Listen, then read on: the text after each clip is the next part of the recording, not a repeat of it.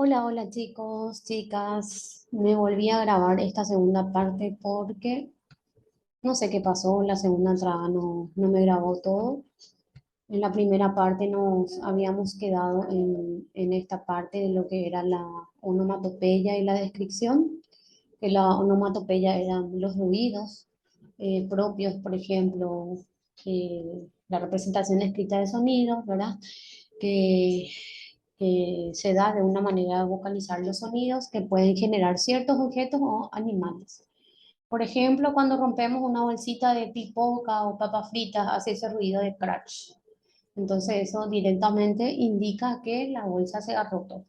O de repente el sonido de un animal que es miau, el del gato, mu de la vaca, cocó el de la gallina, ¿verdad?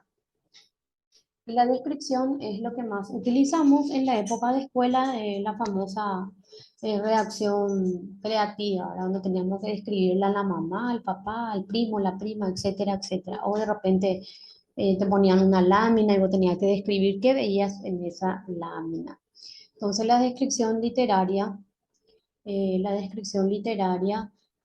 consiste en la explicación pormenorizada de los personajes, objetos, locaciones o situaciones para evocar en el lector una imagen mental verosímil sobre lo que está relatando. Entonces acá tenemos un ejemplo del novato que se había quedado en la esquina detrás de la puerta, de modo que apenas se lo veía. Era un mozo del campo, un mozo es joven, de 15 años y de una estatura mayor que cualquiera de nosotros. Quiere decir, estatura alta y mayor que nosotros. Bueno, ahí terminamos con lo que es la personificación. Como les había dicho, son seis, pero hay mucho más, sino que yo les elegí seis, lo que más utilizamos en la época de colegio y escuela. Entonces ahora vamos a pasar lo que es la narración.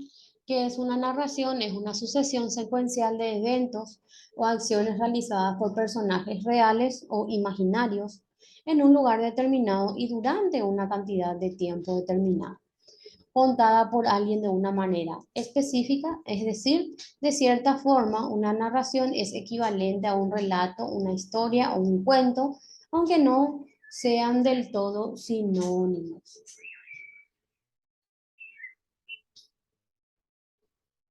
¿Cuáles son las características? Evocar una serie de acontecimientos reales o no, mediante el uso del lenguaje verbal para informar o entretener al receptor, a las personas que van a escuchar la narración. Presentar un narrador, que es la persona que se encarga de hilar lo contado y que puede o no formar parte de la trama, y unos personajes que son relatados por él y que eventualmente intervienen en forma de diálogos. Ocupa un espacio de tiempo real, que sería la duración, pero también contiene un tiempo evocado, que sería tiempo de relato, que puede ser largo o puede ser breve o corto. Evoca acciones o eventos o eventos o ay, ¿dónde me quedé? Evoca acciones o eventos que le ocurren a los personajes, cuyo ordenamiento de manera o de manera de presenciarlos pueden variar para generar suspenso, sorpresa, comicidad, etcétera. Comicidad es algo cómico, como por ejemplo la famosa lectura de Condorito, la revista de Condorito. Posee siempre verosímil, esto es parecido con la verdad, incluso en los casos en que cuentan eventos fantásticos. Dicho de otro modo, lo que se cuenta se debe narrar siempre como si fuera verdad, cuando sean o cuando no lo sean.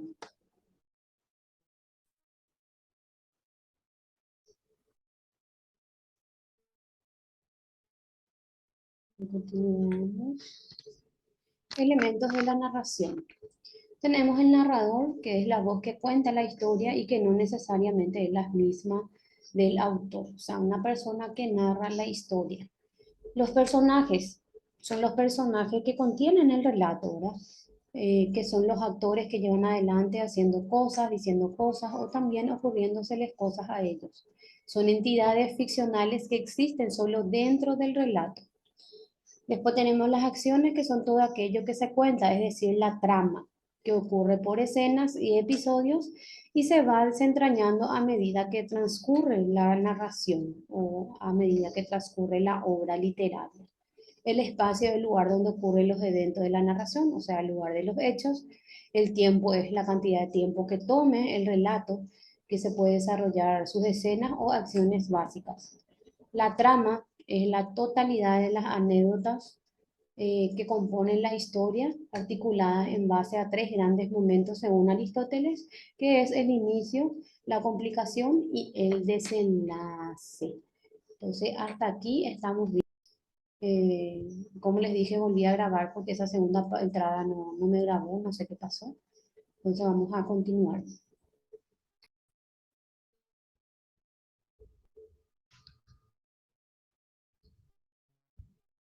Bueno, vamos a continuar. Estamos con elementos, estamos hablando de las acciones, que es todo aquello que se cuenta en la trama que ocurre por escenas y episodios que se van desentrañando a medida que transcurre la narración. El espacio es el lugar donde ocurren los eventos en la narración.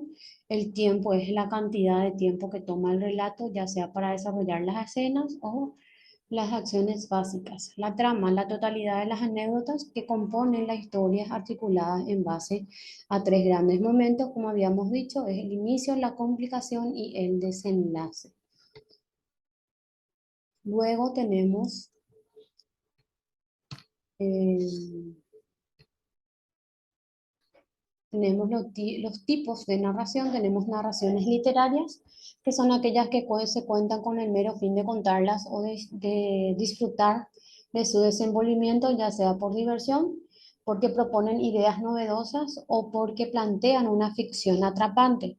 Son el tipo de relatos que componen la narrativa literaria, como por ejemplo las novelas, los cuentos y las crónicas.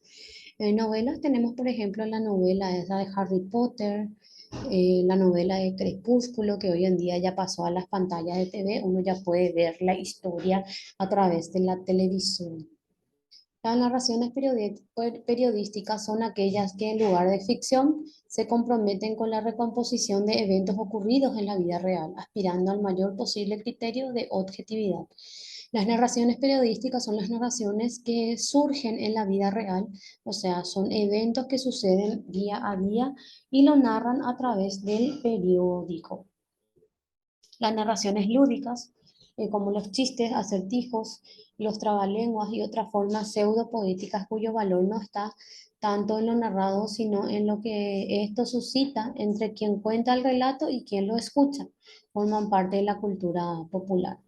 Y ahí tenemos el ejemplo que vimos hace rato, que es el de los tres tristes tigres comieron trigo de un trigal.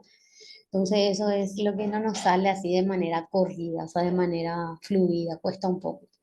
Las narraciones cotidianas son los que articulamos a diario para contar anécdotas, relatar eventos a terceros, compartir chismes, incluso explicar direcciones. Son efímeras, son efímeras y tienen generalmente un objetivo práctico. Entonces, estos son los cuatro tipos de narración que vimos y entonces aquí termina la segunda parte de la grabación, que no sé qué pasó, pero no me grabó, pero le volví a grabar para que puedan tener en la plataforma. Entonces nos vemos el próximo miércoles. Chao, chao.